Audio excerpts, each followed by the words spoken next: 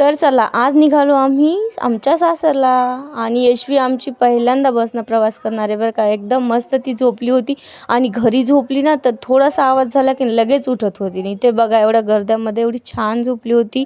आज आम्ही 4 ठणून चाललो होतो अंबरवाडीला आणि हे बघा बस स्टॉपवरती एवढ्या बस लागल्या पण जी आम्हाला पाहिजे ती नव्हती लागली।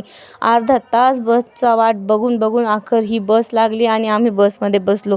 मला असं वाटलं होतं एवढा गर्दा वगैरे बघून यशवी रडेल पण ती बिलकुल रडली नाही। आणि कंडक्टर माणसां बसते तर खरंच एवढे छान होते। काही काही माणसं खरंच स्वभावाला खरंच खूप चांगले असतात। त्यांनी तिथे एक बसलेला मुलगा होता त्यांना उठून मला जागा दिली, खरंच चांगलं वाटलं। असे पण लोक असतात। त्याच्यानंतर आम्ही निघलो आमच्या गावाकडे जाताना मस्त असं व्ह्यूचा आनंद घेत घेत आणि यशवी पण एवढं मस्त राहिली होती ना एकदम छान। मला वाटलं नव्हतं ती एवढं राहीन म्हणून छान। त्यानंतर आम्ही घरी आलो। घरी आले की काय झाले आपले कामं सुरू। यशवीचा मोक्षाचा धिंगाणा। हे बघा हे आता होळी जवळ आली त्याची तयारी चालली आहे। होळीसाठी हे कशाचे फुलं आहेत मला माहिती नाही पण तिचे पप्पा म्हणले मी तुम्हाला छान कलर बनवून देतो।